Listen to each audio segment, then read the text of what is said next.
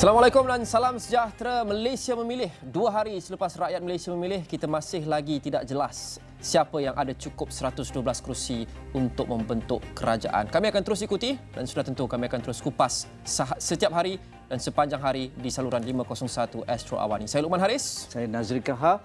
Terima kasih kerana anda terus setia bersama kami sejak beberapa hari yang lalu dan sejak awal pagi tadi untuk meneliti perkembangan terkini berkaitan dengan Parlimen Tergantung ataupun Hang Parlimen dan pergerakan parti dan individu politik termasuk elit politik dalam menentukan siapakah gabungan yang mereka akan jangkakan dapat memberikan simple majority ataupun majority mudah, tetapi hingga saat ini, sehingga detik ini, sehinggalah jam ini, kita tidak dapat menentukan siapakah yang akan dapat melepasi majoriti mudah dan akan menampilkan kuasa sebagai kerajaan dan juga Perdana Menteri selepas Pilihan Raya Umum ke-15. Apa yang kita tahu setakat ini, kedua-dua pakatan ataupun gabungan yang memenangi paling banyak kerusi saja, Perikatan Nasional dan Pakatan Harapan, kedua-duanya mendakwa mereka sudah dapat cukup nama dan cukup kerusi untuk membentuk kerajaan. Perikatan Nasional sudah pun menghantar katanya cukup 112 nama ahli parlimen yang menyokong Tan Sri Muhyiddin Yassin untuk membentuk kerajaan. Pakatan Harapan, Datuk Seri Anwar Ibrahim berkata beliau juga cukup kerusi tetapi masih lagi belum menyerahkan nama kepada Seri Paduka Baginda yang di-Pertuan Agong. Dan dalam rundingan bersama pemimpin Barisan Nasional, Datuk Seri Anwar Ibrahim berkata mereka mahu beri sikit masa lagi kepada pemimpin-pemimpin BN untuk bincang dan buat keputusan. Istana Negara meletakkan tempoh melanjutkan tempoh cut-off kepada jam 2 petang esok, tapi tumpuan sekarang ini terarah kepada 30 ahli parlimen BN, Haji. Ya. Dikatakan mereka berpecah dan berbelah bahagi siapa yang mahu sokong PKH dan siapa yang mahu sokong Perikatan Nasional. Ya, menarik kerana BN akan menentukan kelompok wakil ke parlimen yang agak signifikan untuk melengkapkan simple majority ataupun majority mudah, sama ada di peringkat Pakatan Harapan yang sudah memiliki 83 kursi parlimen ataupun ahli parlimen yang menang dalam pilihan raya.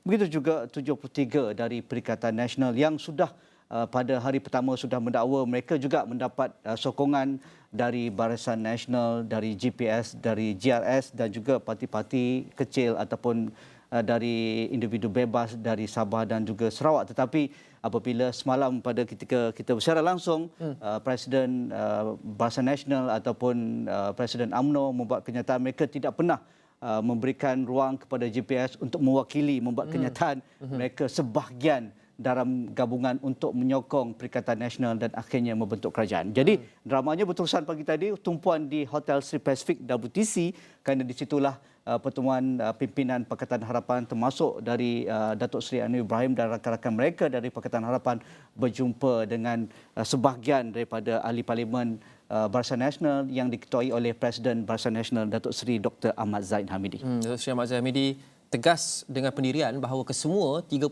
ahli parlimen BN perlu ikut apa yang beliau tentukan. Tapi setakat ini kita lihat ada beberapa yang sudah secara terbuka menempelak Datuk Seri Ahmad Zahid Hamidi. Kita ada Datuk Seri Syamuddin Tun Husin, Datuk Seri Jalaluddin Alias, Datuk Seri Wika Siong dan beberapa lagi yang lain mengatakan mereka akan kekal kepada core bahawa no Anwar DAP. Mereka mungkin tidak akan setuju untuk menyokong Datuk Seri Anwar Ibrahim dan Pakatan Harapan untuk membentuk kerajaan. Tapi Pakatan Harapan optimis dapat membentuk kerajaan persekutuan menerusi sokongan daripada BN. Pengurusinya Datuk Seri Anwar Ibrahim berkata urus tadbir dan ekonomi merupakan dua keutamaan kerajaan yang katanya bakal ditubuhkan. Dalam sidang media yang diadakan di Ibu Negara awal hari ini, ahli Parlimen Tambun itu berkata kerjasama itu tidak mencampuri urusan kehakiman, termasuk kes yang dihadapi oleh beberapa pemimpin BN.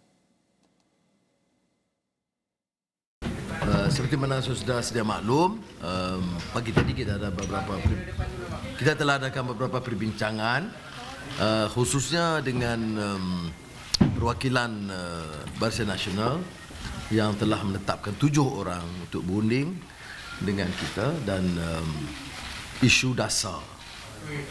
Dan kita tumpukan dan saya berpuas hati kerana perbincangan itu lebih tertumpu kepada keperluan untuk mewujudkan satu kerajaan yang stabil, yang inklusif, menjaga kepentingan semua rakyat dan wilayah di negara ini. Kemudian kita juga meletakkan beberapa keutamaan dalam dasar pemerintahan terutama dalam bidang membangun, memacu pertumbuhan ekonomi yang lebih meyakinkan. Dan saya sangat berpuas hati dengan perkembangan ini dan komitmen ditunjukkan, walaupun dari segi muktamadnya Barisan Nasional memohon sedikit waktu kerana mereka nak meneruskan sedikit lagi proses perundingan dengan semua pihak yang telah memohon berunding dengan mereka. Dalam satu sidang media yang lebih awal, Pengerusi BN Datuk Seri Ahmad Zahid Hamidi berkata kesemua ahli-ahli Parlimen Barisan Nasional akan mengikut ketetapan Dewan Tertinggi Parti itu. Katanya yang juga Presiden UMNO, sebarang akuan bersumpah yang ditandatangani sebelum ini tidak sah. Jadi Ahmad Zahid berkata ahli Parlimen BN akan menghantar surat akuan bersumpah baharu mereka yang bagi maksud menyokong Perdana Menteri baharu kepada Speaker Dewan dalam tempoh terdekat. Kami telah memutuskan bahawa ketetapan dan arahan parti yang diputuskan oleh Dewan Tertinggi Barisan Nasional adalah merupakan arahan tetap atau standing order yang wajib diikuti oleh semua ahli-ahli Parlimen Barisan Nasional kerana kita bertanding atas tiket Barisan Nasional. Yang kedua, mana-mana individu selaku ahli Parlimen yang menandatangani sebarang dokumen, terutamanya akuan bersumpah untuk menamakan sesiapa saja sebagai calon Perdana Menteri adalah tidak sah kerana ianya melanggar ketetapan parti serta akuan-akuan bersumpah yang telah ditandatangani oleh setiap calon-calon Barisan Nasional. Ketiga, kita telah mengambil ketetapan bahawa ahli-ahli Parlimen Barisan Nasional yang akan mengikut ketetapan Dewan Tertinggi Barisan Nasional hanya akan membuat keputusan untuk menyertai mana-mana gabungan parti-parti politik bagi membentuk kerajaan baharu di negara ini berdasarkan kepada jawatankuasa perundingan yang telah kami bentuk untuk mengadakan rundingan-rundingan dengan pihak-pihak yang akan membentuk kerajaan. Di dalam hal ini, mana-mana kenyataan yang dikeluarkan bahawa Barisan Nasional telah menyertai mana-mana gabungan yang ada adalah tidak benar. Ini kerana tidak ada perbincangan terutamanya dengan pihak Perikatan Nasional yang kononnya kami telah bersama-sama dengan mereka. Ya, ahli UMNO perlu ikut ketetapan Dewan Tertinggi BN itu dakwa Zahid Hamidi, tapi mungkin tak semudah itu je Ya, kerana Majlis Tertinggi BN juga masih tidak mendapat keputusan muktamad pada mesyuarat mereka pada petang tadi dan keputusan muktamad itu akan ditetapkan pada esok pagi sebelum jam 2 petang. Jadi debaran itu terus berlangsunglah bagi seluruh rakyat Malaysia. Saya rasa hari ini tak produktif lah. Kalau kerja pun tengok handphone kot. Ya, agak agak kat Facebook mereka dan sebagainya ataupun kumpulan WhatsApp mereka. Ya, sebenarnya sekarang ni strategi dan juga percaturan rancak diatur. Dan kami Surat Today Astro Awal ni mengikuti setiap tokoh-tokoh yang signifikan dan penting untuk meninjau pergerakan sama ada di bangunan WTC ataupun di kediaman masing-masing untuk kita melihat apa comings and goings yang terbaru yang mungkin memberikan kita sedikit gambaran berkenaan dengan apa persetujuan ataupun perjanjian yang mungkin sudah pun dicapai untuk memilih kerajaan yang baru dan juga Perdana Menteri yang baru. Dan Hafizi Rosli antara wartawan kami yang berkampung katanya di kediaman Pengerusi Perikatan Nasional Tan Sri Muhyiddin Yassin. Hafizi, apa yang Hafizi nampak di situ dari tadi? Kita tahu bahawa Perikatan Nasional tidak seperti Pakatan Harapan, sudah pun memberikan senarai nama yang dikatakan cukup 112 ahli parlimen kepada Istana Negara dan mereka agak tenang dan yakin susulan pemberian senarai nama itu. Ada sebarang pergerakan lagi di situ? Mungkin ada tokoh-tokoh politik ataupun ahli parlimen, sama ada Perikatan Nasional atau BN atau PH yang datang dan pergi? Baik, Loman dan juga Haji, untuk sekarang ini dapat saya katakan tiada pergerakan mana-mana ahli politik dan juga pemimpin parti ke kediaman Tan Sri Muhyiddin Yassin, dan ini susulan daripada selepasnya satu kenyataan telah pun dikeluarkan oleh PN sendiri yang telah memaklumkan mereka telah pun mengemukakannya mengenai 112 surat akuan berkanun daripada ahli Dewan Rakyat yang memberikan kepercayaan kepada ahli Dewan Ahli Parlimen Paguh Tan Sri Muhyiddin Yassin untuk dilantik sebagai Perdana Menteri yang ke-10. Jadi selepas kenyataan daripada PN sebentar tadi, di sini kawasannya ataupun keadaan di sini tenang. Kami tidak dapat ataupun tidak nampak mana-mana ahli politik dan juga pemimpin-pemimpin tiba ke kediaman Tan Sri Muhyiddin Yassin ini. Tetapi lewat petang tadi kami dapat saksikan seorang kelibat ahli politik iaitu timbalan Presiden Bersatu sendiri iaitu Datuk Seri Ahmad Faizal Azumu telah pun keluar daripada kawasan kediaman Tan Sri Muhyiddin Yassin ini. Di sekitar kediaman Tan Sri Muhyiddin Yassin. Cumanya menjadi persoalan ketika ini adalah mengenai akuan berkanun. 112 akuan berkanun oleh Perikatan Nasional yang katanya telah pun dikemukakan kepada Istana Negara itu sendiri. Kerana kalau kita tahu apabila Perikatan Nasional ingin membentuk sebuah kerajaan, mereka perlu bergabung dengan beberapa lagi gabungan politik yang lain, termasuklah GRS dan juga GPS. Jadi apabila PN bercampur dengan GRS dan juga GPS, masih lagi belum mendapat majoriti yang mudah untuk membentuk sebuah kerajaan. Jadi nak tak nak mereka mendapatkan kepercayaan daripada ahli parlimen, daripada Barisan Nasional itu sendiri. Tetapi kalau kita lihat juga kepada kenyataan daripada Datuk Seri Ahmad Zahid Habibie, katanya sebarang akuan berkanun atau berundingan dengan parti-parti lain oleh mana-mana ahli parlimen UMNO adalah tidak sah dan tidak boleh diambil kira sebagai bukti sokongan majoriti kepada mana-mana calon Perdana Menteri. Jadi sebanyak itu menjadi persoalan sama ada boleh ataupun tidak dimasukkan dalam 112 itu menjadi persoalan dan pasti kami akan terus mengikuti rapat di kediaman Tan Sri Muhyiddin Yassin untuk melihat mungkin ada pergerakan parti-parti ataupun mungkin ada pergerakan tokoh-tokoh pemimpin politik untuk berunding dan juga untuk mengadakan perbincangan bersama Tan Sri Muhyiddin Yassin. Baik, terima kasih. Terima kasih Hafizi Rosli di kediaman Tan Sri Muhyiddin Yassin di Bukit Damansara. Dan kita akan terus berlintas langsung dengan beliau jika ada sebarang perkembangan di sana. Tetapi selain daripada apa yang kita lihat sejak awal pagi tadi, perundingan terus berlaku antara pimpinan parti utama dalam gabungan untuk melepasi 112 kerusi. Tetapi kita juga mendapat maklum dan juga sudah pun berlaku bagaimana kerajaan negeri Perak sudah pun terbentuk apabila Datuk Syahrani Mohamad mengangkat sumpah sebagai Menteri Besar dalam penggal kedua di hadapan Sultan Nazrin Shah dengan Barisan Nasional membuat kerjasama dengan Pakatan Harapan dan melepasi 30 kerusi majoriti mudah di Dewan Undangan Negeri Perak. Dalam kita kecoh-kecoh di peringkat persekutuan, nampaknya Perak dah selesai. Nampaknya begitu tenang, begitu tersusun bagaimana Sultan Nazrin dan juga memanggil ke semua pimpinan ahli politik yang menang kursi terbanyak di Negeri Perak dan akhirnya Datuk Syahrani Mohamad Adun Kota Tampan sudah pun menjadi Menteri Besar dengan sokongan daripada Barisan Nasional dan juga Pakatan Harapan. Jadi kita akan berbincang, Pahang pun nampaknya ke arah itu juga walaupun belum disahkan single petang tadi, tetapi ada kenyataan daripada Pakatan Harapan mereka sudah pun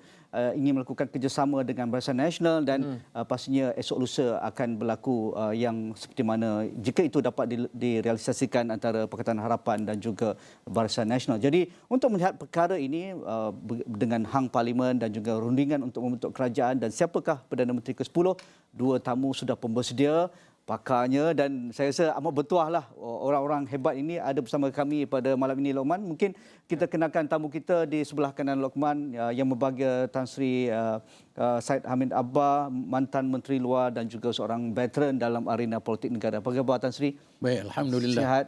Baik. Dengan drama-drama ni. Terima kasih. Seronok tengok drama. Lebih-lebih lagi drama politik. Itu makanan Tan Sri, saya suka. Jadi dan sebelah Tan Sri di sana tak asing juga dia Sarawak ni sentiasa melontarkan idea dengan artikel-artikel dan juga dapatan terkini dari ML Research yang berbahagia Datuk Dr. Ais Hussein. Apa khabar? Alhamdulillah. Jadi orang Perak dah selesai dah? Yes. I think cara penyelesaian itu pun cukup teratur dan tersusun. Ya. Jadi mungkin kita nak mulakan dengan Tan Sri, dengan apa yang kita lihat sepanjang 48 jam selepas keputusan rasmi Parlimen Pilihan Raya Umum ke-15. Jadi Parlimen tergantung ini sudah pun kita jangkakan sebelum pembubaran Parlimen lagi. Tetapi adakah sepanjang 48 jam hingga ke saat ini, adakah rakyat kita, majoriti voters dan juga pimpinan politik nampaknya sudah menerima bahawa inilah hakikat yang perlu kita telan, tetapi perlu ada orang kata pun lapang dada dan juga cool head untuk bergerak ke hadapan, mungkin esok, mungkin lusa. Macam mana Tan Sri? Terima kasih banyak. Saya punya pandangan kita tak usah get excited. Ya. Ataupun kita jadi khawatir. Keadaan negara kita dan demokrasi dalam negara kita begitu tenang dan dia menunjukkan bahawa kita sedang bergerak ke arah kematangan untuk menajamkan lagi amalan demokrasi kita. Dan ini adalah satu perkara yang baik. Dan kita tahu selepas pilihan raya 2000 bila kita tengok lepas 2018 kita start dengan 2008 bila 2008 dah tak ada dah 2/3 dah tak ada. Lepas tu begitu aja. Dan ini sekarang pula tidak ada majoriti. Ini adalah yang sejagat, bukan peculiar atau khusus pada negara kita. Ini berlaku di mana-mana negara. Dan saya tengok rakyat kita walaupun banyak heboh-heboh cakap-cakap, banyak media, sosial media macam-macam buat spekulasi. Tapi ini menunjukkan kita punya perhatian dan tumpuan kepada isu-isu politik yang akhirnya demokrasi ini berjalan dengan baik. Saya fikir kita mau mencapai 3 perkara. Kita mau mencapai kestabilan politik. Keduanya kita mahu menentukan kita dapat menggariskan dasar ekonomi yang dapat membangunkan semula. Ketiganya kita nak melihat kepada kesejahteraan rakyat. Ini bukan untuk menaikkan mana-mana pemimpin. Jadi yang pentingnya ialah kita mahu ada workable government yang boleh ditentukan dapat melaksanakan tugasnya dan tanggungjawabnya yang telah diberikan melalui sistem pilihan raya. Dan pada saya dalam sistem pilihan raya ni yang biasanya lah kan, patutnya kita tak patut jadi heboh-heboh pun. Dia bila parti yang ada terbanyak, Tan Sri jelaskan tu. Parti ada terbanyak, kita panggil dia dulu. Boleh tak dia tubuhkan dapat coalition? Itu menjadi perdebatan sekarang ini. Kerana kita lihat duluan ataupun presiden di negara-negara seperti UK, seringkali jika tidak ada satu parti yang dapat majoriti cukup untuk membentuk kerajaan, parti atau blok yang memenangi kerusi paling banyak diberi peluang dahulu, dijemput dahulu untuk cuba membentuk kerajaan, dan jika mereka gagal baru pergi ke blok yang lain. Tapi di Malaysia setakat ini terlihat dia tidak begitu, dia free for all. Siapa saja yang capai 112 dia dapat jadi kerajaan. Boleh sentuh sikit ni. Pasal apa? Saya sekarang mendapati kesulitan untuk menentukan apa yang benar dan apa yang tidak benar. Okey. Jadi kita tak tahu betul ke perkara-perkara yang disuarakan oleh pemimpin-pemimpin politik yang mengakui mereka ada ni, mereka ada semua ni. dakwa ada cukup. Jadi kalau macam tu dah patut dah selesai dah masalah. Tapi yang ditangguhkan lagi sampai besok kan, menunjukkan masih ada proses perundingan. Dalam proses perundingan ni, biar mereka-mereka yang berunding tu buat perundingan. Kita nak halus, cantik, tertib, sopan, santun, perak elok aja jadi. Itu dia punya. Diam-diam selesai. Selesai. Dan kita harap Pahang pun macam tu. Akan ada penyelesaian. Di sini pun kita patut memberi contoh kematangan kita. Dan pemimpin-pemimpin ni pemimpin negara. Tak usah kita bertekak ada bergaduh tentang ada SD, tak ada SD. Saya fikir kerajaan tidak dibentuk melalui SD. Kerajaan dibentuk melalui proses pilihan raya. Dan kita kena stick to this process of pilihan raya. Bermakna tidak wajar keluarkan kenyataan sementara rundingan masih lagi berjalan. Saya mengikut pengalaman saya lah sebagai seorang diplomat.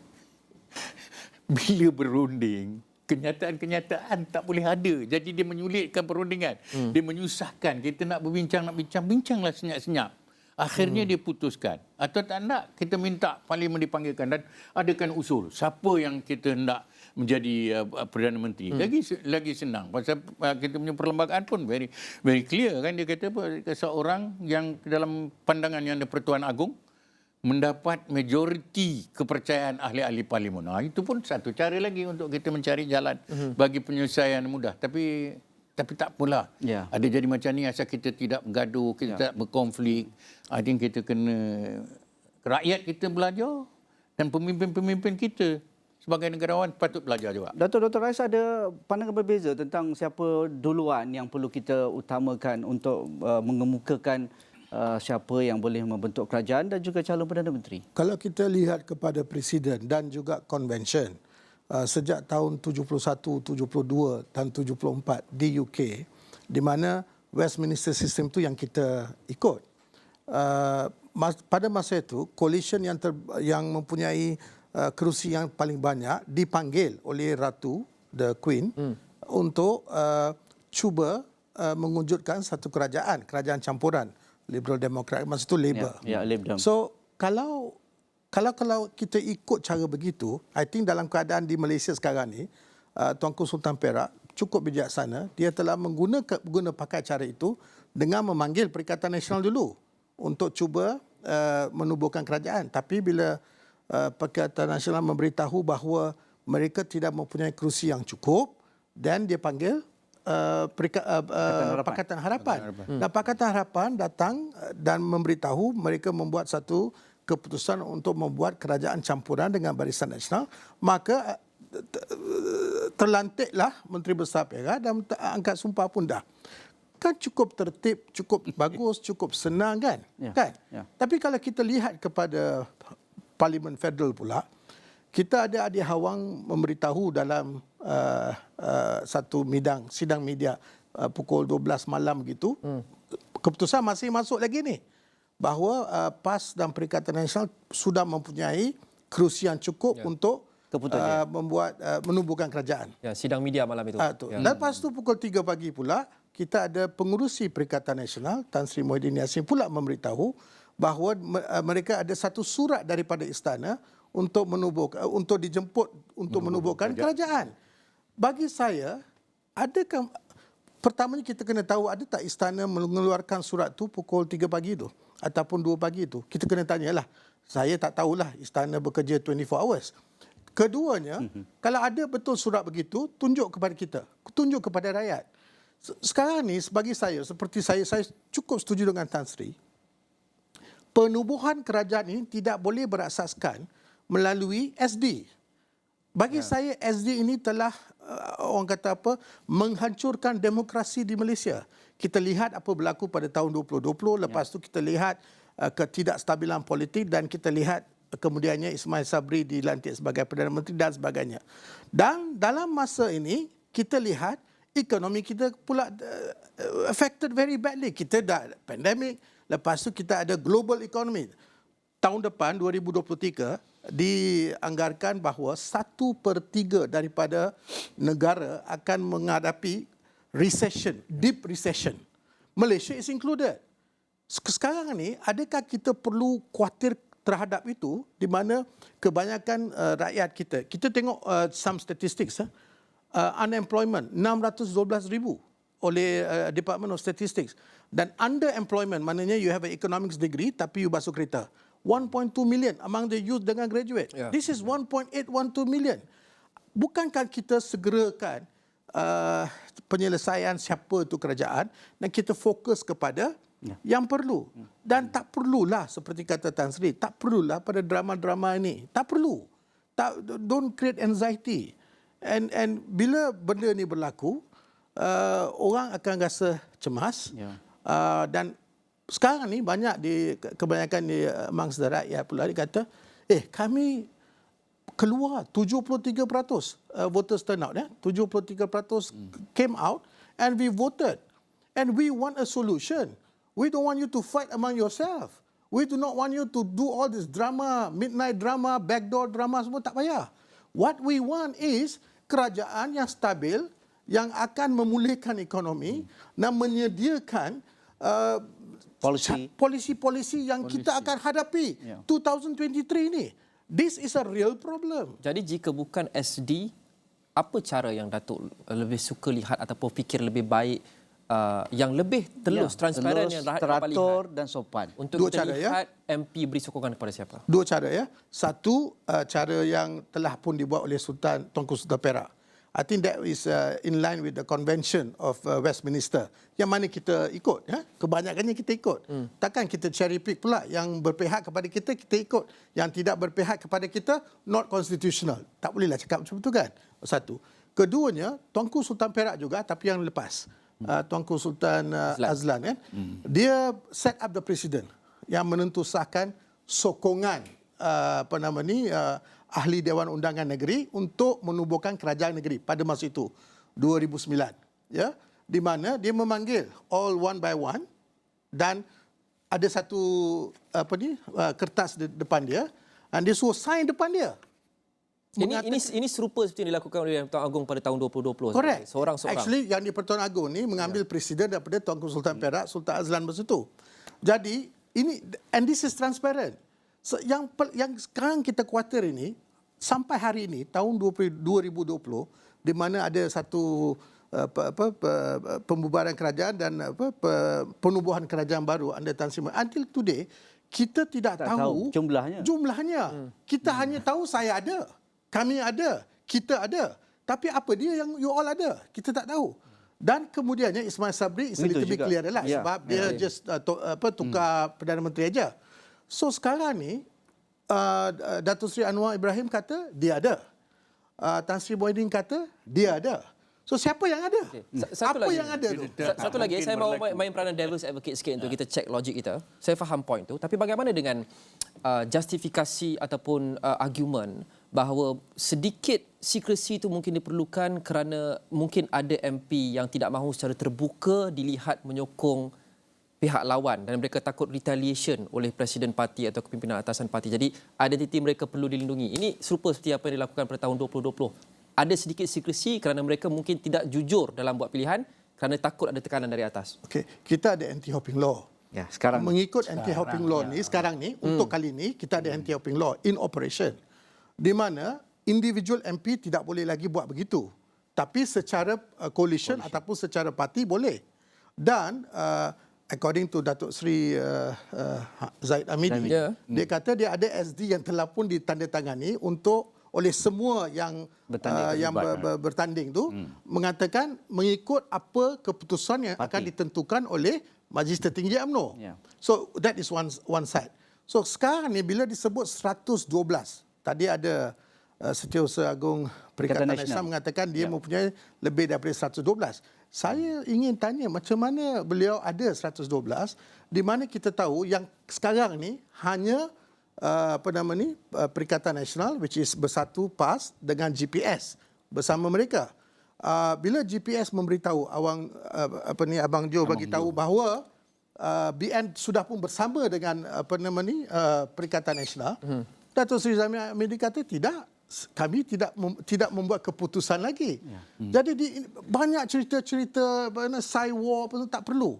Sebab itu rakyat dah memang dah cukup orang kata resah, bukan saja resah. Kadang-kadang rasa macam disgusted. Why do you have to go through this again and again? We have spoken. So kalau ikut convention seperti mana yang diguna pakai dah ditentusahkan oleh Tunku Sultan Perak, pakailah cara tu. Senang. Dan kalau katakan Pakatan Harapan tidak boleh menubuhkan kerajaan, baru bagi ke Perikatan Nasional. Ini tidak. Ini macam free for all. I think that free for all and SD create this apa yang berlaku ni. Creating all this kind of problem. Yang paling penting sekali ialah dalam suasana dan keadaan macam ni, ini adalah sesuatu yang kita lahirkan, bukan sesuatu yang patut terjadi. It's a self-created crisis. Yes. So, and it does not make sense. Dia tak ada langsung logiknya. Kalau satu dah ada 112, dan satu pun kata ada, takkanlah kita nak permainkan rakyat jelata. Rakyat jelata kata tak ada. Dan ini adalah daripada situasi berkenaan demokrasi yang rakyat berharapkan sangat bahawa tidak ada sama ada I do not like to use this word, tapi tak boleh ada pembohongan. Lie. Betul lah kata tadi kan. Orang kata kita ada secrecy. Secrecy ni tidak boleh menghapuskan transparansi. Besar tu. Dalam dia yang paling penting sekali ialah kita nak tengok bahawa kita dah pilih semua.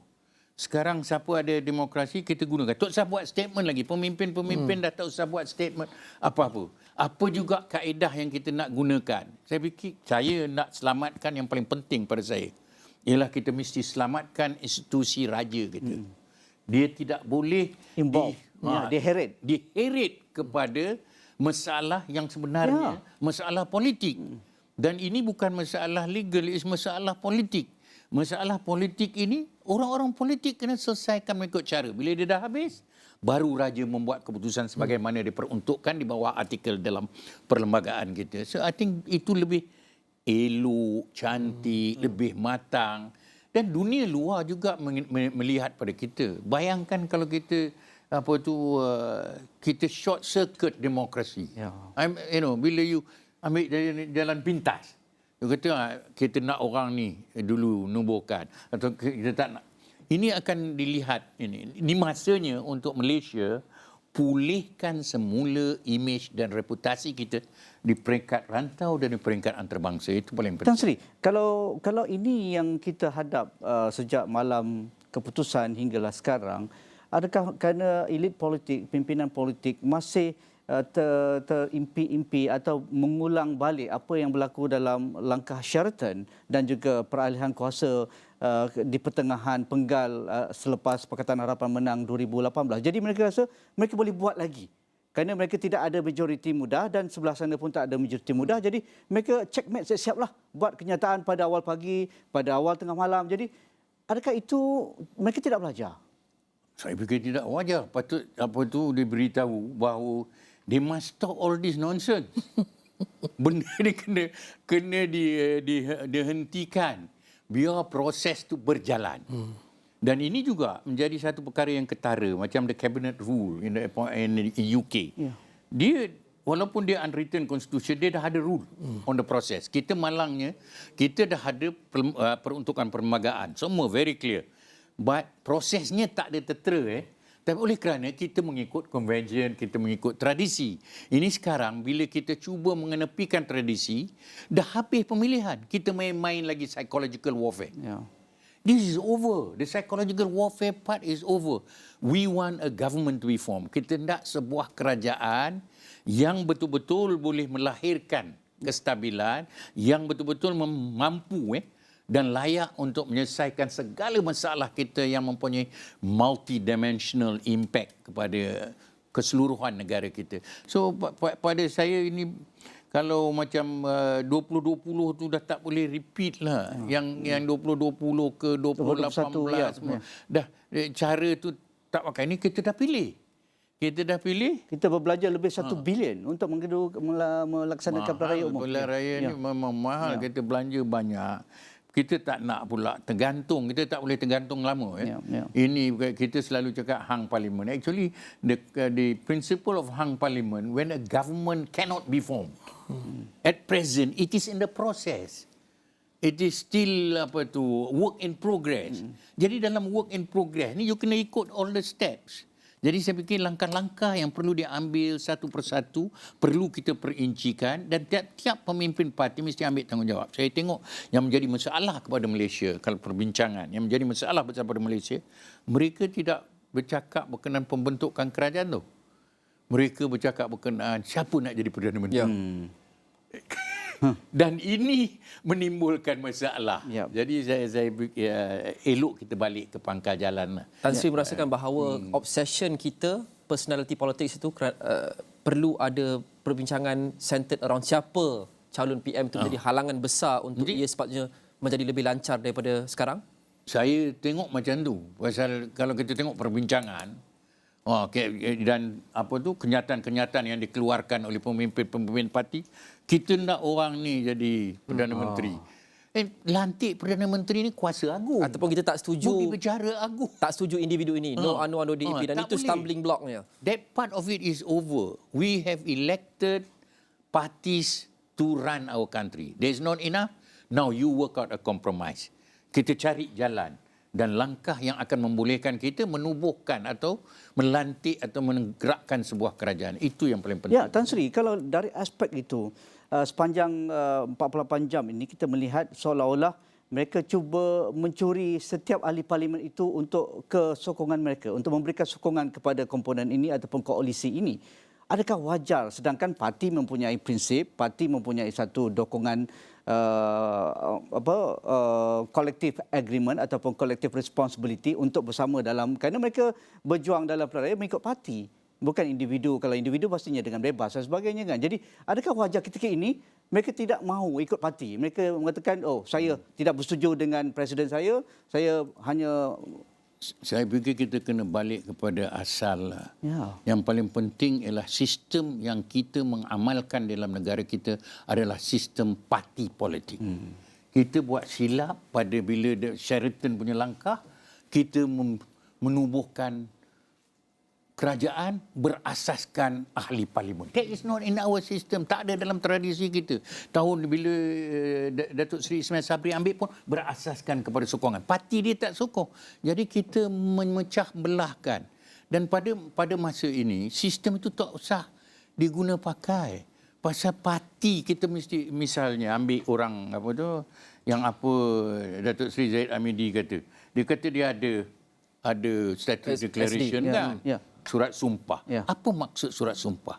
Kalau kita sebagai ahli-ahli yang menjadi wakil rakyat, kita tak mau berpegang pada sumpah kita yang kita ni, saya tak nak dah sekarang.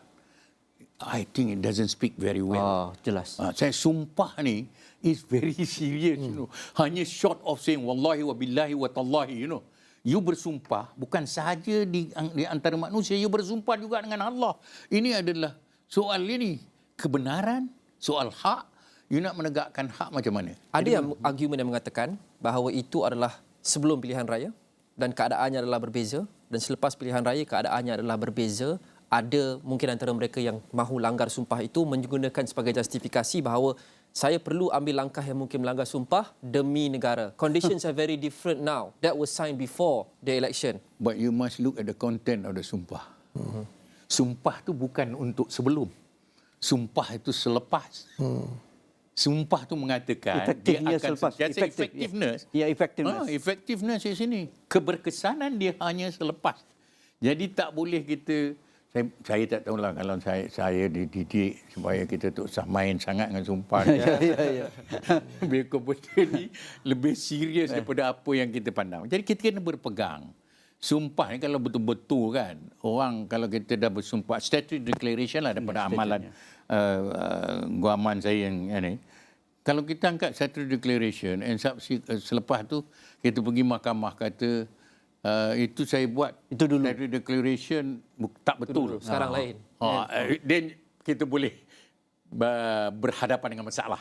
Oleh kerana kita telah membohongi, bukan tidak menegakkan kepada sumpah tu. Statutory declaration is quite serious. Bagaimana dengan Datuk Rais? Adakah Datuk Rais berpendapat bahawa ahli parlimen satu-satu parti atau blok itu perlu bergerak as one walau apa sahaja?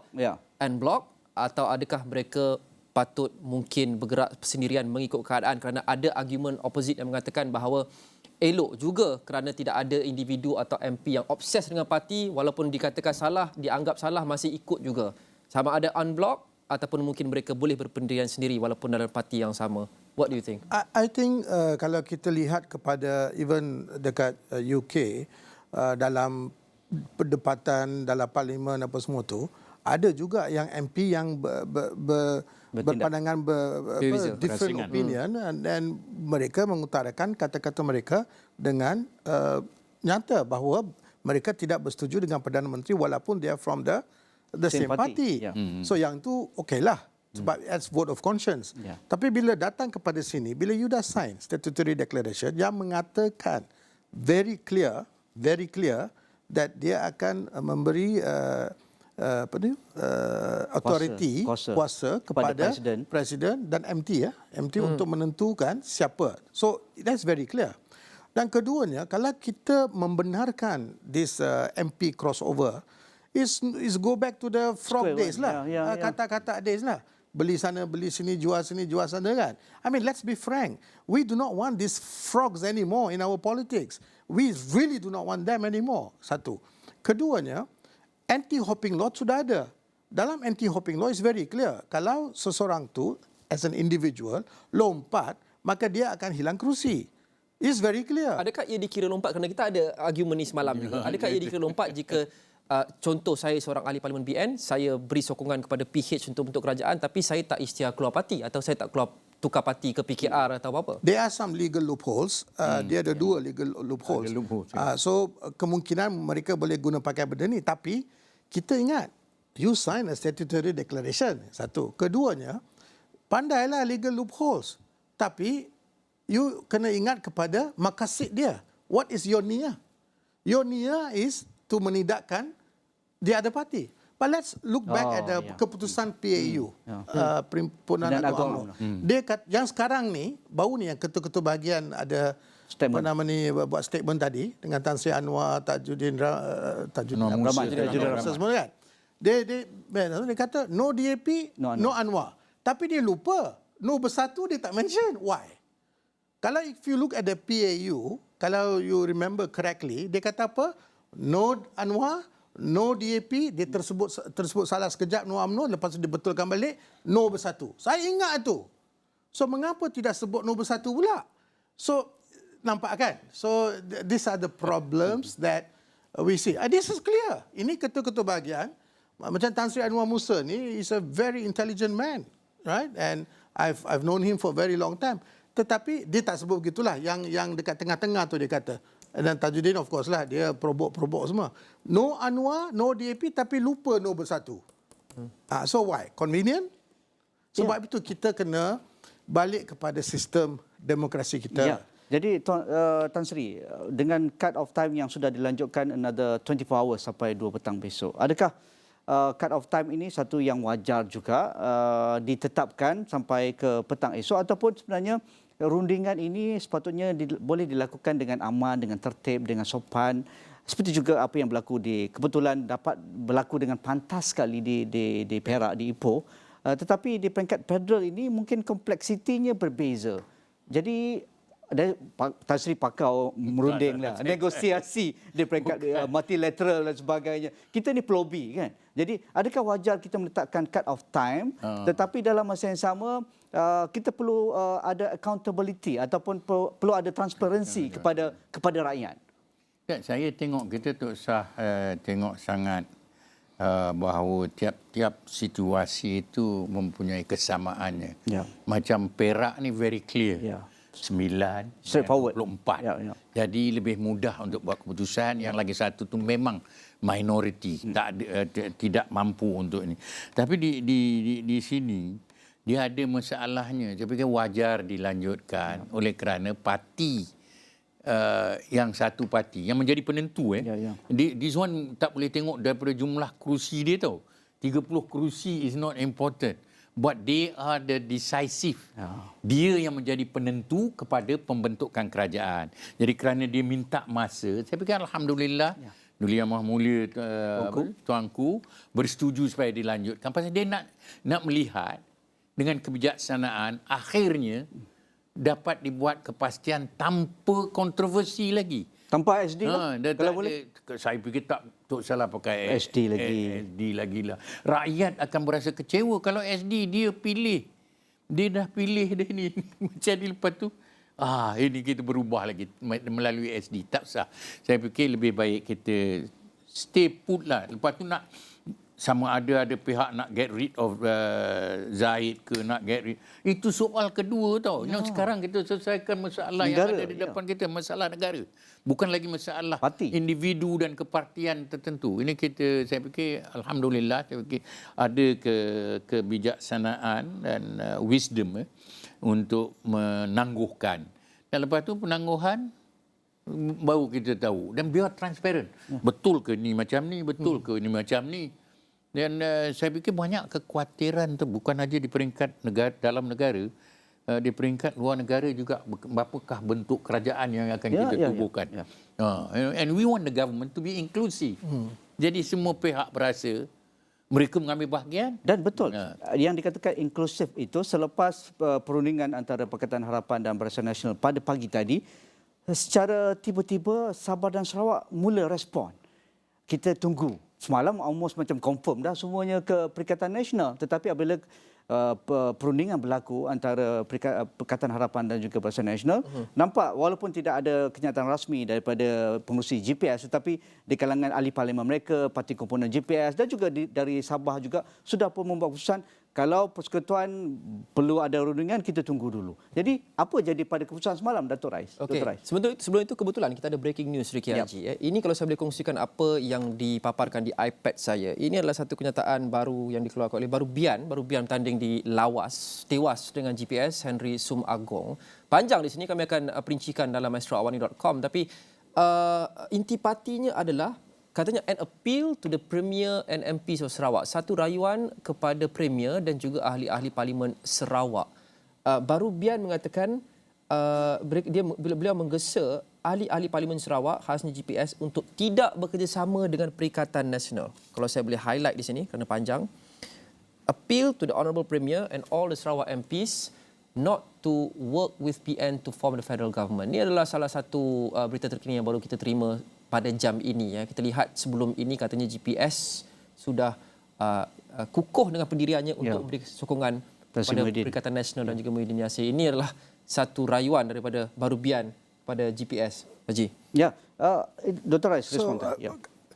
Rentitan daripada surat ini dan juga pendapat-pendapat ahli-ahli MP daripada Sarawak dan juga ada daripada Sabah ataupun the Borneo Bloc. Kita harus tengok bahawa mereka ni lebih moderate in nature. Kalau kita pergi Sabah Sarawak, politik mereka ni jauh berbeza daripada politik di sini. Sini lebih kepada identity politics of race and religion, bangsa dan agama. Tapi di sana berlainan banyak, moderate ya. Malah dalam surat ini Baru Bian mengatakan antara sebab beliau menggesa GPS tak sokong PN adalah kerana PAS yang dikatakan radikal dan ekstremis. Boleh baca secara penuh. Tapi pagi tadi ataupun semalam bila GPS Abang Jo beritahu kepada media bahawa mereka bersama Perikatan Nasional, saya rasa mungkin beliau telah diberitahu bahawa Barisan Nasional pun bersama Perikatan Nasional. Seperti mana seperti mana Perikatan Nasional dapat surat daripada Tuanku Sultan pukul 3 pagi, kan? Tuanku Sultan yang di-Pertuan Agong sign surat pukul 3 pagi. Semacam itu mungkin telah dipersembahkan kepada GPS bahawa Barisan Nasional pun sudah bersama dengan Perikatan Nasional. Itu mungkin membuat mereka membuat keputusan begitu. Tetapi bila dia balik, dia punya tentangan itu hebat. Even the coalition party among them pun kata bagaimana macam mana kita boleh bersama dengan PAS. Sebab PAS ni kita tahu whatever people say lah, konservatif ke apakah, kadang-kadang saya panggil dia bukan konservatif. I think dia deviant party. Boleh mengkafirkan orang lain, boleh mengkomuniskan orang lain, kafirkan orang Islam sendiri. Suatu ketika dulu Tan Sri Syed Amir Albar ni orang kafir, ikut hadiah orang. Betul tak? Masa zaman saya dah dia tak berani buat statement. That's the truth. So, bagi Sabah dan Sarawak yang rakyatnya begitu majmuk, yang begitu moderat, tidak boleh melihat kepada satu campuran very conservative religion dengan a very ultra racial party. This is a powerful combination that will destroy country and peace. So bagi saya tidak terperanjatlah kalau esoknya GPS akan menukar dan malah timbalan GPS tu, timbalan gabungan GPS telah pun mengeluarkan kenyataan bahawa mereka akan menunggu sampai Barisan Nasional membuat keputusan dan mereka mengikut saja Barisan Nasional. Okay. So maknanya Barisan Nasional is very important now. Dan sekarang kita fikir sedikit deep sikit ya. Untuk Barisan Nasional ataupun untuk UMNO. Kalau UMNO bersama Perikatan Nasional, dia punya competition dia sama. PAS akan appeal to the orang Islam, Melayu Islam. Dan Bersatu appeal kepada orang-orang Melayu. Same market untuk UMNO. So kalau mereka bersama dengan ni, suara mereka untuk orang Melayu akan Gone, tenggelam. Ya. Dan kalau 5 tahun, tenggelam habis. Tetapi kalau mereka bersama Pakatan Harapan, mereka masih lagi boleh lantang menyuarakan pendapat mereka dan menyuarakan isi hati orang Melayu. Satu. Keduanya, relevan lagi di politik mainstream. Dan ada dia punya kedudukan, kuasa yang dapat terus memberi UMNO satu harapan in the future. Dan at the same time, macam Tan Sri kata tadi, the cleansing process can start. Sekarang ni yang bagusnya, semua orang UMNO, we have very good leaders in UMNO. Syarif Hamdan, Khairi Jamaluddin, these are all good, Dr. Zamri Kadir. They are all very good leaders. Mereka-mereka ini boleh diketengahkan dan akan membuat satu proses pembersihan UMNO, and UMNO will be ready in 5 years' time to be stronger and with voice and dapat represent orang Melayu. Jadi dalam arti kata lain, Datuk berpandangan bahawa BN30 sepatutnya menyokong Pakatan Harapan dan Anwar Ibrahim itu adalah the better choice in your opinion. Kalau saya akan melihat kepada apa yang bagus untuk parti. Parti UMNO sekarang ni perlu, this time around, perlu reform ni bukan daripada suara luar. Sekarang ni perlu reform ni daripada suara dalam UMNO. So this is a very important milestone for UMNO. For the first time they say kita kena reform. So bila kita kena reform bagus. Tapi kalau kamu ataupun UMNO bersama dengan Perikatan Nasional, suara kamu sebagai suara orang Melayu akan tenggelam. Okay. Dan dalam masa 5 tahun, tenggelam habis. Okay, kita tanya pada veteran UMNO, apa pendapat? PH atau Perikatan Nasional untuk UMNO? Saya lahir dalam UMNO. Saya pandang macam ni. Masa dalam pilihan raya ni, UMNO menjadi sebuah parti kecil. Dia punya kesannya dia punya outcome ialah parti kecil. Outcome-nya parti kecil. Dia menjadi parti kecil, jangan pula pemikiran dia menjadi kecil. Itu ada perbezaannya dia punya tu. Dan UMNO mesti lihat sama ada dia mau terus mempunyai kelangsungan atau dia hendak diserap ke dalam PN. Kalau dia nak diserap dalam PN, then UMNO tidak dapat memainkan peranan kerana dia punya orang kata padang dia sama. Dia bila you main dalam padang sama, macam saya selalu bercakap masa saya dalam UMNO, saya kata UMNO tidak boleh memain kad agama sebagaimana PAS itu padang PAS. Selama kita dulu. akan hanyut. Bila kita cuba itu, kita akan hanyut. Oleh itu, saya fikir lebih penting untuk UMNO. Tadi saya tanya pada seorang pemimpin UMNO. Saya tak nak sebutkan nama dia. Saya kata, apa yang paling penting pada UMNO? Survival? Reform after that? Revival? Kalau you fikir, saya kata, can we work with enemies? When you are in a situation of survival, in politics, your enemies can be your friend. So, there is no such thing as you are wearing a straight jacket and say you must stick to this. Yang paling penting melihat apakah kebaikan dan masa depan UMNO. Tapi kalau dia tak nak masa depan, terpulanglah. Kita pulang pada pemimpin masing-masing. Itu kalau kita mempunyai kepentingan diri kita mau jawatan ke, kita mau ini, itu lain. Pada saya, UMNO kena tengok apa yang terbaik pada UMNO. Itu kalau pada saya. Tan Sri, dari aspek itu, kerana kita ingin bersiap siaga dengan satu situasi yang amat getir pada tahun ini dan juga tahun hadapan. Dan pastinya kita tidak boleh kompromi dengan satu bentuk kerajaan yang mungkin memberi signal yang salah di luar sana bahawa kita terlampau inwards. Maksudnya isu berkaitan ras, isu berkaitan agama menjadi keutamaan untuk pembentukan kerajaan ini. Tetapi apa yang berlaku di luar itu seolah-olah kita ignore. Jadi Tan Sri ada beberapa kenyataan pada petang tadi bahawa bentuk kerajaan adalah suatu bentuk kerajaan inklusif. Bentuk kerajaan yang mengambil kira sumber peranan dalam federalisme Malaysia. Bentuk kerajaan yang berprestasi, berkhidmat kepada rakyat dan menyokong mandat perubahan teguh bermaruah. Besar tu. Pada saya di UMNO ni ada dia punya brand sendiri. Dan kalau brand dia dirosakkan, adulterated, dicampur adukkan dengan sesuatu yang boleh merosakkan dia punya masa depan, dan UMNO kena berfikir 2 kali. Dan saya fikir UMNO selama ini, UMNO adalah sebuah parti tanpa ideologi. Ideologi kita bergantung kepada pemimpin kita. Dan kita adalah satu parti yang berasaskan kepada kesederhanaan, yang berasaskan kepada kompromi, kerjasama. Daripada mula kita ni, mula-mula kita dalam tahun bila 53, bila kita berhadapan dengan pemilihan di peringkat municipality, kita bekerjasama dengan MCA itu jam.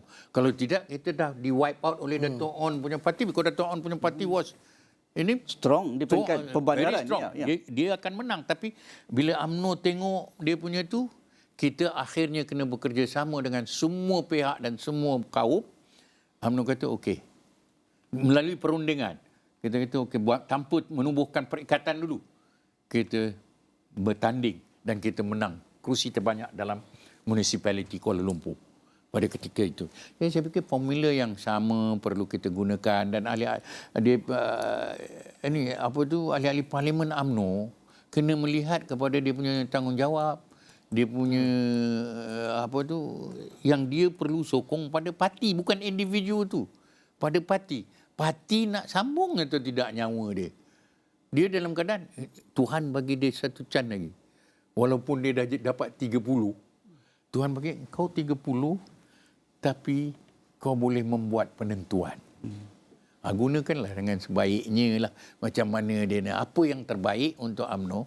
Kalau ambil Dr. Rae cakap tadi, dia kata, you cannot, one is already ni, 3-4 is a crowd, and you will be, UMNO dalam keadaan sekarang akan hilang. Ya, tapi nampak je Blok Borneo recognize peranan UMNO itu apabila kenyataan hari ini keluar.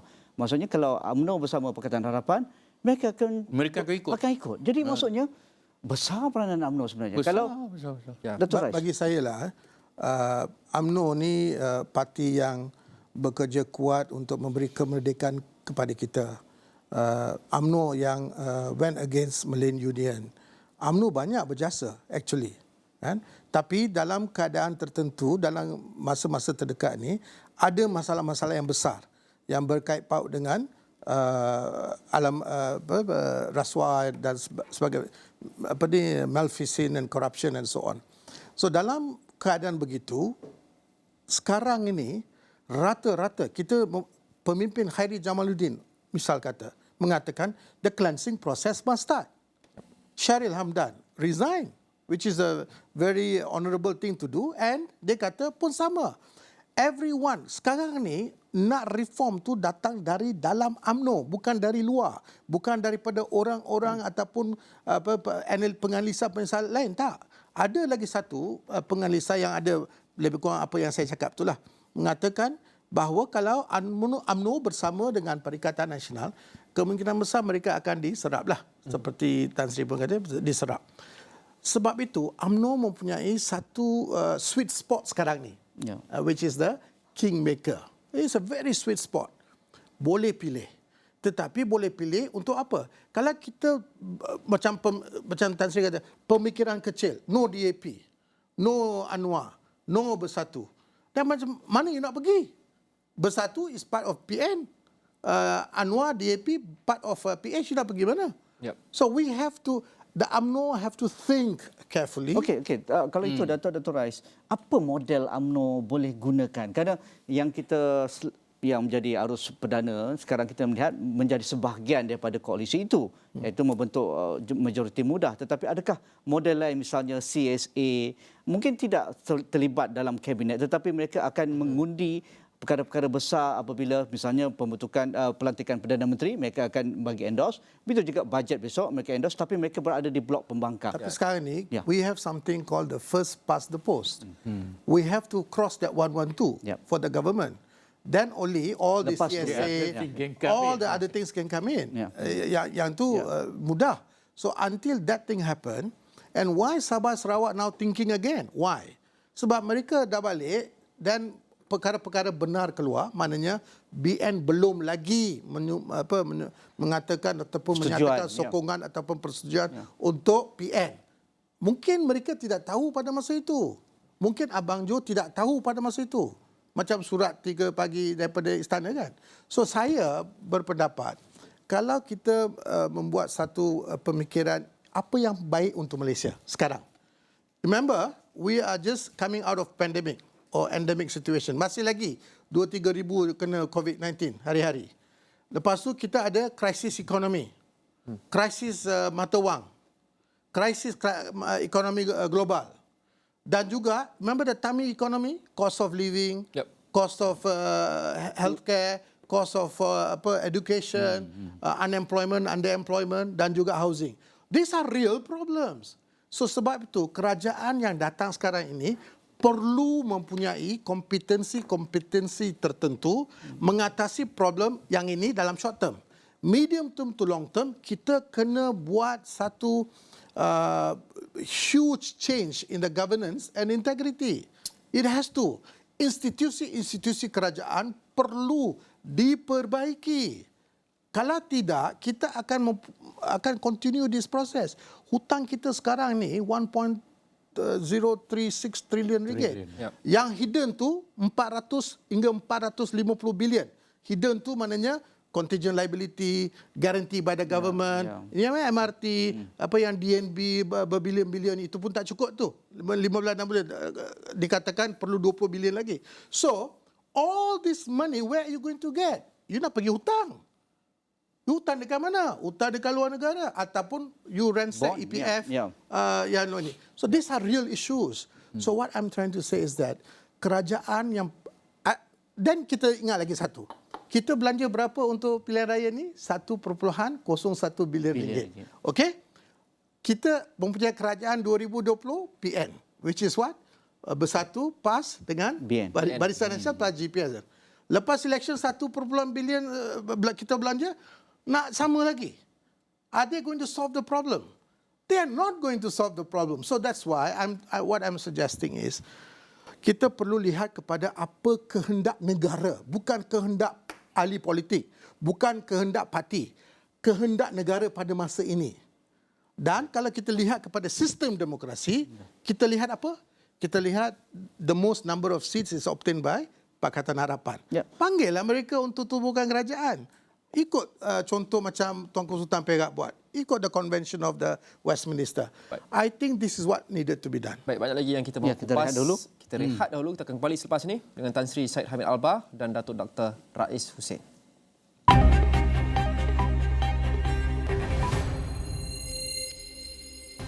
Ya, kita terus berbicara pasca Pilihan Raya Umum ke-15 untuk melihat rundingan bagaimana bentuk kerajaan yang akan kita hasilkan dalam masa yang terdekat.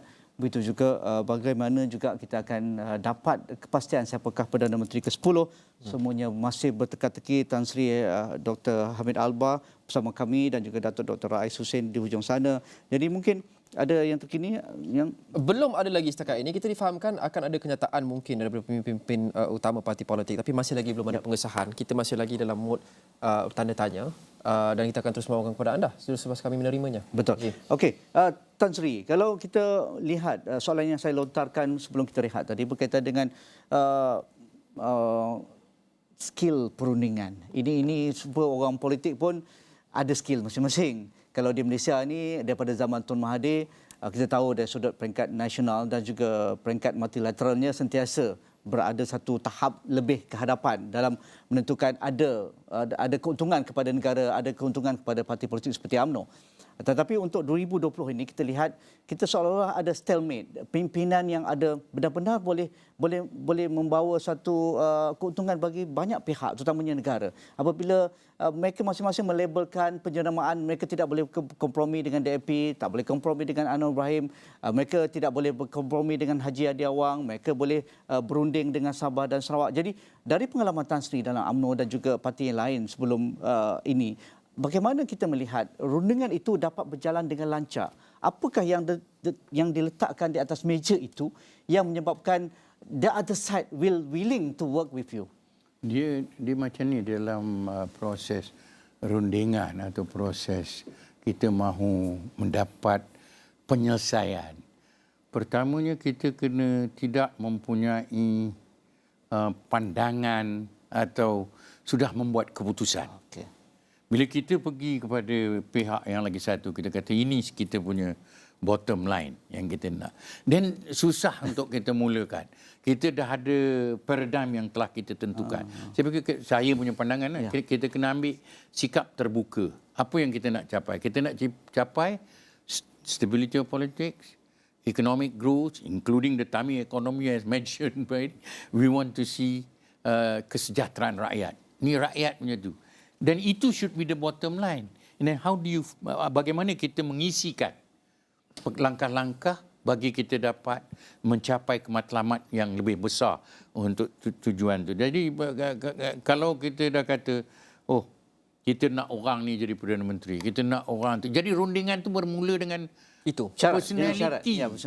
Personality. Jadi saya fikir biar kita tentukan rundingan kita berasaskan pada menyelamatkan negara. Untuk menentukan kita dapat keluar daripada keadaan pandemik ni. The pandemic is never over. There is a lot of variants. Sekarang variant yang berlainan. Dia punya figure masih lagi tinggi, masih lagi. Dan kita nak tentukan bahawa krisis ekonomi kita dapat mengatasi. Kita dapat berhadapan dengan hambatan, dengan resesi di peringkat global, di peringkat rantau yang akan jadi lebih teruk. Jadi kalau kita letak tu di depan, yang lainnya menjadi secondary, yang primary-nya negara dan rakyat, insya-Allah kita akan dapat cara untuk menyelesaikan. Dan kita tidak akan melihat bahawa orang ini enemy kita, musuh kita. Tapi kita mahu mencari satu kerjasama yang tulen, yang dapat memercukan kejayaan negara kita untuk membawa kita ke arah masa depan yang lebih baik, yang lebih cerah, yang dihormati dan disegani. Macam mana kita biasa mainkan peranan di peringkat rantau dan peringkat antarabangsa. Secara idealnya sememangnya itu yang kita mahu capai, Tan Sri. Tetapi secara realistiknya, mungkin kita lihat bagaimana kita mahu rationalize ini dengan penyokong-penyokong setiap parti. Kerana ada parti yang mendakwa, khasnya kelompok-kelompok penyokong mereka yang lebih drastik dan lebih loyalis. Mereka mendakwa bahawa inilah yang penyokong mereka mahukan. Sebagai contoh, mungkin Blok BN atau UMNO mengatakan penyokong mereka mahu no UNWR, no DAP walau apa sahaja. Dan mereka hanya carry out the mandate given to them by the supporters. They are just saying that kita dilantik, diundi, we are elected because we have that principle. So jika mereka mahu capai ini pun mungkin menjadi penghalang kerana mereka takut untuk offend penyokong-penyokong mereka. Saya menganggap bahawa peranan pemimpin ialah untuk memimpin. Bukan untuk dipimpin. Kalau cara tu kita tengok, mengambil realiti, kita akan dipimpin. Kalau pemimpin dipimpin, dia kena jadi follower. Jadi pada saya, dia kena pimpin. Kena pimpin, you kena bentuk.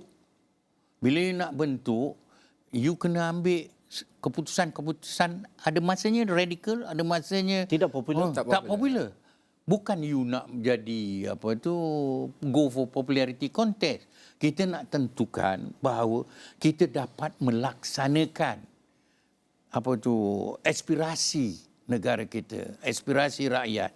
Rakyat ni actually kita beruntung tau. Rakyat negara kita sebenarnya lebih mudah kalau kita anggap kepada demokrasi-demokrasi lain. Kalau you tengok demokrasi di Korea atau you tengok demokrasi di di Taiwan atau tengok demokrasi di Jepun, dia lebih radikal, lebih agresif. Kita ni bagus. Dan keadaan ni bukan keadaan semula jadi. Kita tak boleh kata kita no UNWR, no DAP. Okey. No bersatu.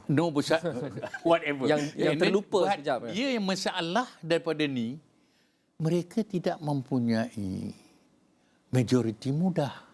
Dalam konteks yang sama, Tan Sri dan juga Datuk seolah-olah sependapat bahawa jalan yang lebih baik untuk 30 ahli Parlimen BN UMNO sekarang ini, BN, adalah untuk memberi sokongan kepada Pakatan Harapan. Kerana jika mereka menyokong Perikatan Nasional, khawatir mereka akan tenggelam kerana mereka bukan satu-satunya entiti yang menyuarakan suara Melayu. Ada PAS dalam itu, ada PPBM. Soalan yang sama juga. Jika mereka buat pilihan itu, apa respon daripada akar umbi mereka jika mereka pilih DAP, mereka pilih UNWR dan mereka bukan pilih saudara Melayu se-Islam mereka dalam Perikatan Nasional? Mereka khawatir akan hilang lagi banyak kerusi dalam PRU16. Saya tengok macam ni. Kita punya assumption tu tak tepat. Kita punya assumption is kita pilih DAP, kita pilih Anwar. Tidak, kita pilih negara. Kita pilih kepentingan negara. Kita melihat kepada apa yang terbaik untuk negara. Dan ahli-ahli parti saya fikir akan ikut. Mereka akan ikut kalau itu akan dapat mengeluarkan mereka daripada kemelut ekonomi. Dapat menambah peluang-peluang pekerjaan. Dapat menentukan mereka punya pendapatan ada dalam duit dalam poket ada. There's money in the pocket. Kalau tak ada duit dalam poket, macam mana kita nak hidup? Saya tengok masalahnya, ada perbezaan di antara orang yang mahu menganggap dirinya negarawan dan mahu menganggap diri mereka sebagai pengikut kepada negarawan. Kalau kita nak jadi pengikut, then saya bersetuju. Tapi saya tidak akan mengatakan, oleh kerana saya punya pandangan ni is not partisan. Saya tidak katakan sokong Pakatan Harapan, sokong ni. Saya fikir kita kena mula menggariskan kepada rakyat apa yang terbaik untuk negara. Ya. Dengan siapa pun kita perlu bekerjasama, kita kena kerjasama kerana kalau itulah boleh mencapai kebaikan untuk negara. Datuk Rais pula bagaimana? Kalau saya tambah sedikit saja, setahu saya lah, Anwar Ibrahim pun syahadatnya sama dengan Zahid Hamidi, dengan Hadi Awang dan semua. Syahadatnya sama. Dalam PKR pun banyak orang Islam. So tak boleh kita menidakkan keputusan-keputusan orang Melayu Islam yang bersama dengan PKR. So kita ada di situ representation of the Malays. Tinggal lagi Dewan Majmuk. Itu saja mencerminkan satu parti yang Malaysia. Itu saja. Multiracial. So balik semula kepada apa yang kita sebut tadi ini.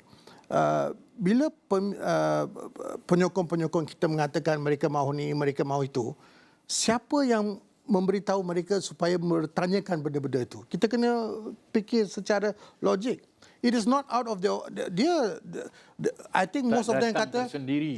Tak, the people yang kata no Anwar, no DAP, no bersatu ni, dia tak tahu pun apa benda Anwar DAP bersatu ni, kan?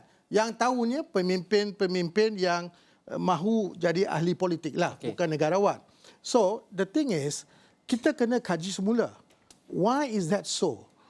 Again, masa PAU berjerit, no Anwar, no DAP, no bersatu. Tapi sekarang ni tinggal dua lagi, no Anwar dengan no DAP. Mengapa?